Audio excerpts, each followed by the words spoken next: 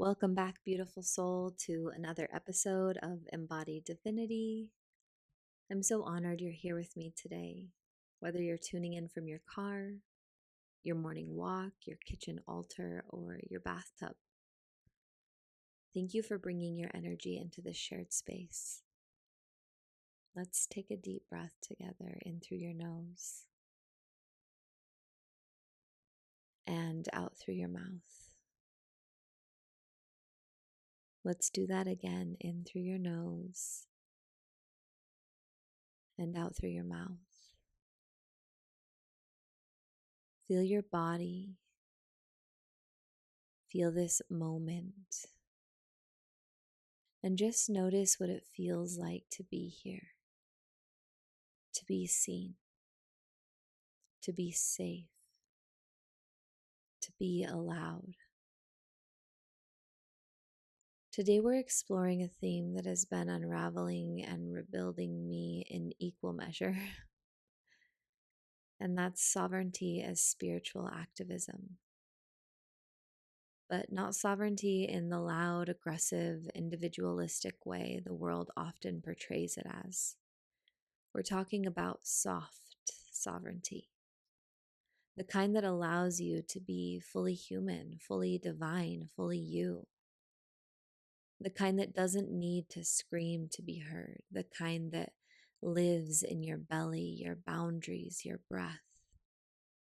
The kind that heals not just you, but your bloodline, your community, and maybe even the future. This past week, I experienced being the observer of myself in the way that I could very clearly play out how different scenarios in my life would have triggered the old me. And there was this awareness in those moments of observing myself and being like, oh wow, that's really cool to notice that and be able to step back from these things. And I went through this weekend and it was kind of big and full, but also with the flow. So there was a lot of spontaneity and a lot of impromptu to trips and things that really expanded my energy. And so when I got home late Saturday night, I kind of just sat with myself for a while, and there started to be this narrative come up where there was all of the different parts of me that were like, oh, you should have written more, you should have wrote more, you didn't clean your house, you didn't start on the fence you were going to build. There were all these things that showed me where, by me being in the joy and in the spontaneity in the present moment, I was feeling shame for not being productive. And so I caught myself saying that, and in the middle of one of those thoughts I said no.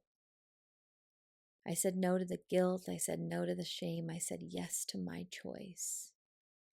And that was the beginning of what I now call a soft sovereignty moment. It didn't come with a roar, it came with a whisper. I'm allowed to be here. I'm allowed to choose what soothes me. I'm allowed to trust myself and what's best for me. And it's really cool to be able to see in the moments when we might doubt ourselves or berate ourselves or betray ourselves, that we can stop and make an empowered choice from our knowing and from our heart. We're in this really beautiful time where the world is crumbling and rebuilding all at once. Old systems of power are being questioned. People are searching for clarity, for stability, for something real. And while there's all these really powerful protests and movements going on around the world in the name of sovereignty and freedom and liberty and truth, there's also this really quiet revolution occurring, where we're seeing that true power isn't found in performance, it's found in presence. Soft sovereignty isn't a weakness, it's a revolutionary act. When a woman sits in her truth without needing to defend it, she shifts the frequency of the entire room. When a healer reclaims rest, they begin to heal the healers. When a mother lets her child go without collapsing in fear, she liberates not only herself, but generations. It's not sexy, it's not glamorous, it's not always Instagrammable, but it's real. And right now, realness is the rarest currency. A few days ago, I was in the grocery store, tired and floaty, and just trying to move through my list. And then it happened. I had one of those moments, and maybe you've had them too, where the veil thins. Suddenly, I could see everyone clearly, not their faces, but their souls. The tired man buying microwave dinners, the mom comparing prices, the teenager picking out snacks. Each one a soul, a fragment of source, living in their own reality, learning their own lessons, all part of this grand, strange, holy game we call life. And in that moment, I felt the truth. No one is separate, everyone is sacred. And I'm not here to escape this world, I'm here to live in it fully, freely, fiercely. Even when it's awkward, even when it's messy, even when my eyelid is twitching and I'm wondering if I'm being too much.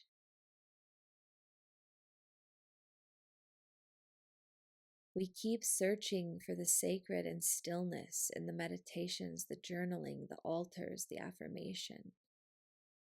And that's cool. And I think those are sacred parts of steps. And I personally love a lot of those things. But the real awakening, the real initiation, it happens in traffic, in awkward family dynamics, in grocery stores, in grief, in laughter, in orgasm, in bills, in parenting, in those weird in between moments where you realize this is it. This is the path. Being fully human is the spiritual experience. I used to think that awakening would make everything quiet and peaceful. But now I know it's not about bypassing the chaos. It's about becoming the kind of person who can be centered inside of it. Soft sovereignty requires a regulated nervous system, not a perfect one, but a tender, witnessed, supported one. So many of us are still unraveling the belief that we have to earn rest, earn love, earn permission. But I want to affirm something here. You are safe to be seen. You are safe to receive. You are safe to soften. This week, I received some Venmos from strangers who wanted to buy me tea after one of my Substack posts. And it was really fun because I wasn't sure about putting that on there because I'm working on receiving in ways without having to like achieve or overgive. And so it was this whole thing to do it and then to receive so much from it. It felt like a universe cracked open because I didn't notice the old reaction rise. You didn't earn this. You don't deserve it. Instead, I said, this is mine. I can let this be good. And that's what sovereignty looks like in the small moments. Your visibility is sacred. Your softness is powerful. Your willingness to be you is an offering. You don't need to be a brand. You need to be real. Realness is what draws in the soulmate clients. Realness is what draws in the love. Realness is what reweaves the web. So if you're afraid to post or afraid to share or afraid to let your medicine be visible to those you love, I get it. But I also want you to say this. You are allowed to be witnessed, and you are still sacred when you are seen. This week I held a really beautiful sacred rage ceremony at a local yoga studio. And it was really beautiful to watch these men and women come together. And what they did was, once they got comfortable with their rage and their shame and their grief, they learned how to express it as a group. And then they expressed it individually while the rest of the group watched. And it was so liberating. And so many of them moved through grief and rage, and in the end came out smiling because they had let the energy move through their body, and they made a choice in that moment to both honor and open to their rage and grief, and then choose joy and to be witnessed in the whole process. And it was absolutely beautiful in that moment. But also, when you zoom out, that's one of the most beautiful things about life is connecting and being in relationship, and being witnessed in both your grief and your joy and your pain and your pleasure. And relationship doesn't always have to be this big intimate thing. Relationship can be your relationship with the world, or a stranger, or a book, or your journal, or the love of your life. But it's allowing yourself to be in relationship with these things and be witnessed and mirrored and reflected and be seen. And I know that's not always easy. So I I put together a list of tangible practices you can use to embody soft sovereignty. So here's a couple that fit lots of different styles. Number one, the candle ritual, where you light one candle every night for the version of you that is already ready to be seen, and whisper, "Come when you're ready. I'm already here." There's the mirror reminder, which is my personal favorite. And you just write words of affirmation on your mirror. The one that I'm currently witnessing is, "Love, find me in the spaces where I am most myself." You can choose anything. I change mine weekly or monthly, depending on what my heart needs at the moment. The other one is receiving rehearsal, and this is really fun, good practice. And it's just a practice saying thank you. I receive that when someone compliments you, or tips you, or offers to help, even if it feels uncomfortable. There's the somatic softening, which is where you daily place your hand on your solar plexus, which is right beneath your rib cage and right above your belly button, and say, "I do not shrink. I rise. I reveal. I allow." And then soft exposure, where you post one thing this week that feels tender, true, or too much, and let that be enough. And if you're not someone that's on social media a lot, then write a letter that feels tender, true, or too much, and let it be enough.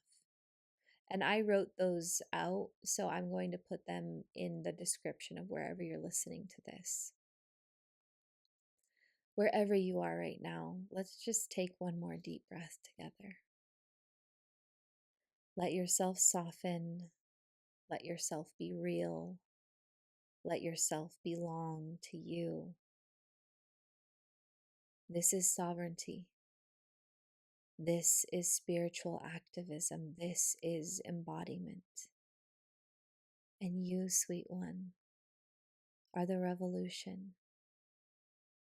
Thank you for walking with me today. As always, on Wednesday, I'll be releasing a guided meditation that moves us through this theme, and it's what I'll be talking about all week on Substack. So tune in. I'm here to support you and walk with you, eye to eye, hand to hand, breath to breath in this journey. And I so look forward to continuing on in this journey. Talk soon.